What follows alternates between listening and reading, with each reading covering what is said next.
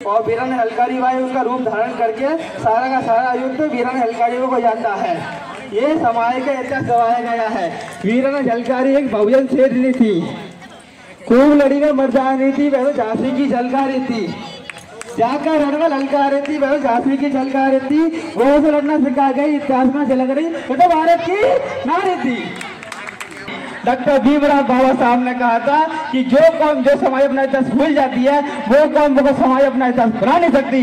तो आज कोरी समाज है अपना इतिहास भूल रहा है कि हम किसके वंशज हैं। कोरी समाज भूल रहा है कि हम महात्मा गौतम बुद्ध के वंशज है। तो भारत नहीं बल्कि विश्व अपना परचम लहरा है। हम वंशज है ताराजी के वंशज है, हम वंशज है वीर मानदाता के वंशज है, हम वंशज है वीराना झलकारी बाई के वंशज हैं। साथियों, एक समय वो था कि कोरी समाज अपनी मान सम्मान सभी मान की लड़ाई लड़ता था। लेकिन मैं लोगों से आज इस मंच के माध्यम से कहना चाहता हूँ, साथियों, जब तक हम शांत हैं तो बुद्ध है, जब तक हम शांत हैं बुद्ध है। बेटा जिस दिन लड़ने मिलने पे है ना, तो ये भी मत भूलिए हम तानाजी के वंशज है, हम राजा वीर मानदाता के वंशज है, क्रांतिकारी झलकारी बाई के वंशज है। इतिहास ही नहीं भूगोल मिटा देंगे, भूगोल।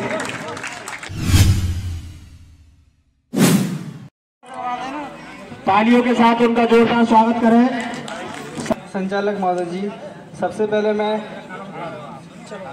संचालक महोदय जी धन्यवाद देना चाहता हूं कि इन्होंने इस मंच के लायक मुझे समझा और 2 शब्द बोलने का मौका दिया। आज ये कार्यक्रम की अध्यक्षता कर रहे अध्यक्ष महोदय और आज के चीफ गेस्ट जो कि आपको पता है जल्दी जा चुके हैं, माननीय ब्रजलाल सोलंकी साहब और विधायक जी और समस्त मंच पर बैठे मंचासीन और हर तरफ से चलकर आए माननीय मूलचंद माहौर जी, जिला अध्यक्ष सतीश कुमार माहौर जी, रवि माहौर जी, योगेश माहौर जी, सनी माहौर जी और अलीगढ़ से चलकर आए पूरी समाज की शान, मैं उनका नाम बड़े ही मान सम्मान स्वाभिमान से लेना चाहता हूँ, जगदीश माहौर साहब। साथियों, आज सबसे पहले मैं आप सभी लोगों को वीराना झलकारी बाई की 194वीं जयंती पर बहुत बहुत बधाई एवं शुभकामनाएं। साथियों, आज हम 2 विषय पर बात करेंगे। पहला विषय झलकारी बाई को लेकर और दूसरा विषय कोरी समाज के विश्लेषण के ऊपर। साथियों, वीराना झलकारी बाई का जन्म 22 नवंबर 1830 को हुआ था झांसी के ओझा नामक ग्राम में। उनके पिता का नाम सदोवर सिंह तथा माता का नाम जमुना देवी था।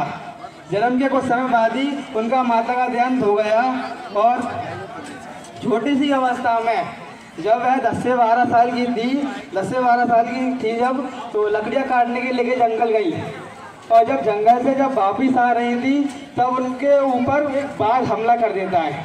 तो 10 से 12 साल की उम्र में उनके ऊपर बाघ हमला कर देता है। उनकी हाथ में लगी हुई कुल्हाड़ी को लेकर बाघ के सिर को धड़ से अलग कर देती है। तो इस बात से हम समझ सकते हैं वीराना झलकारी कितनी साहसी और फ्रीडम फाइटर क्रांतिकारी थी। मैं बहुत ही शॉर्ट में इस बात को बताना चाहता हूँ क्योंकि आगे और भी वक्ता हैं और कार्यक्रम समाप्ति की ओर जा रहा है, समय का भी अभाव है। वीराना होता है वो भी झांसी के बड़े तोपची और दिग्गज थे और उनका विवाह होता है पूरन कोरी साहब से। आगे चलकर भाई वीराना झलकारी बाई रानी के किले में जाती हैं। जब रानी के किले में जाती हैं तो रानी लक्ष्मीबाई उनको देखकर दंग रह जाती है। क्यों? क्योंकि उनकी शक्ल जो मैच थी और हूबहू हम शक्ल थी। आगे चलकर रानी लक्ष्मीबाई वीराना झलकारी बाई को देखती हैं और उनके बारे में पूछती हैं। तो रानी लक्ष्मीबाई उनके वीरता के किस्से सुनकर बड़े ही प्रभावित होती हैं और कुछ क्षण बाद ही उनको अपनी सेना में शामिल होने का निमंत्रण वे दे देती हैं। जैसे उनको ट्रेनिंग के तौर पर घोड़सवारी, तलवारबाजी, तो बंदूक आदि चलाना सिखाया जाता था और जिससे वह बचपन में ही उन चीज़ों में निपुण थी, यानी परफेक्ट थी। फिर आती है 1857 की क्रांति।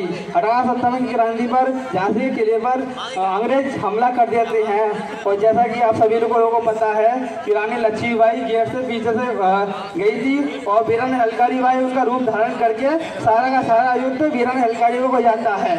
ये समाज का इतिहास गवाया गया है। वीराना झलकारी एक बहुजन क्षेत्री थी, खूब लड़ी में मर्दानी थी, वह झांसी की झलकारी थी। जाकर रणवल हलकारी थी, वह झांसी की झलकारी थी।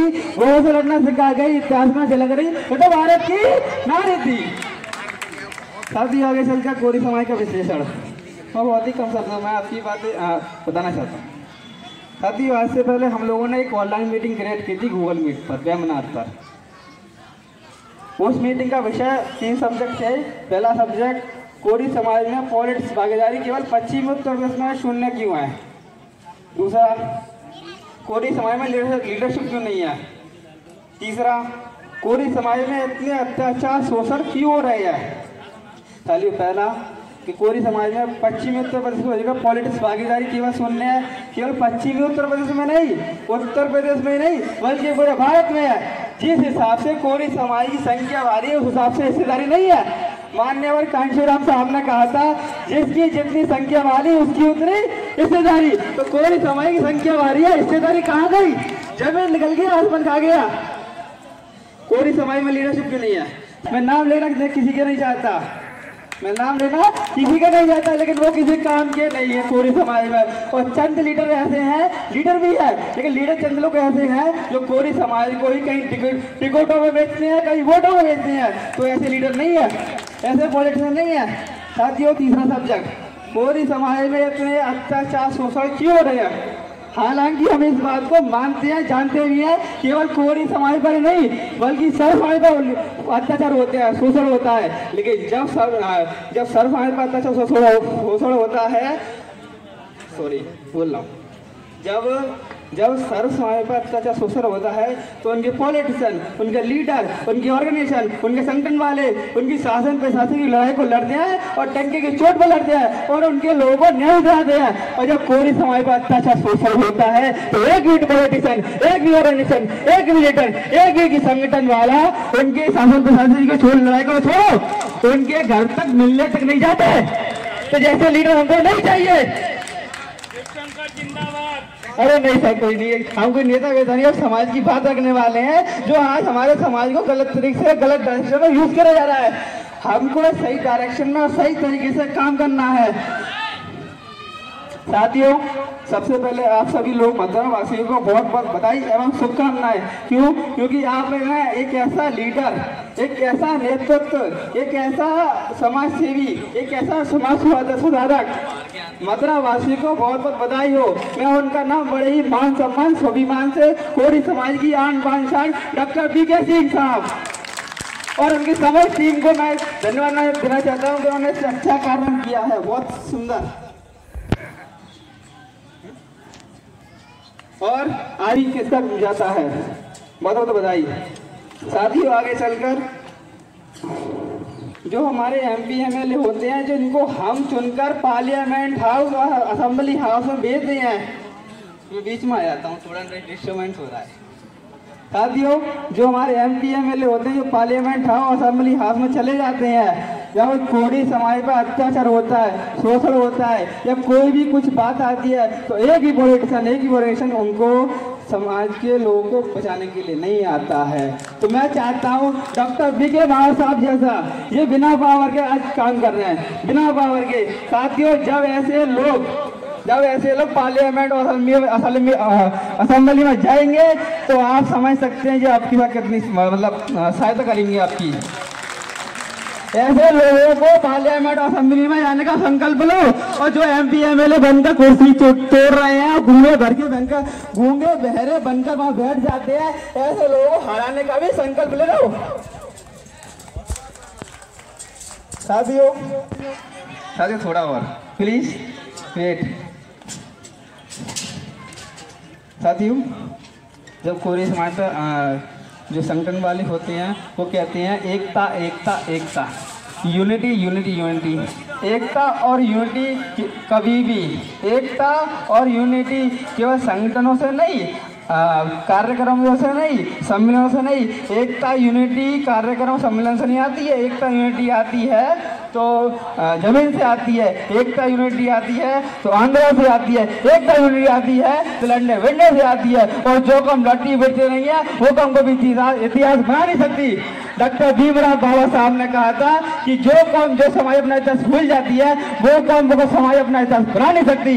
तो आज कोरी समाज है अपना इतिहास भूल रहा है कि हम किसके वंशज हैं। कोरी समाज भूल रहा है कि हम महात्मा गौतम बुद्ध के वंशज है। तो ना भारत नहीं बल्कि विश्व अपना परचम लहरा है। हम वंशज है तानाजी के वंशज है। हम वंशज है हम वंशज है राजा वीर मानदाता के वंशज है। हम वंशज है वीराना जलकारी भाई के वंशज हैं।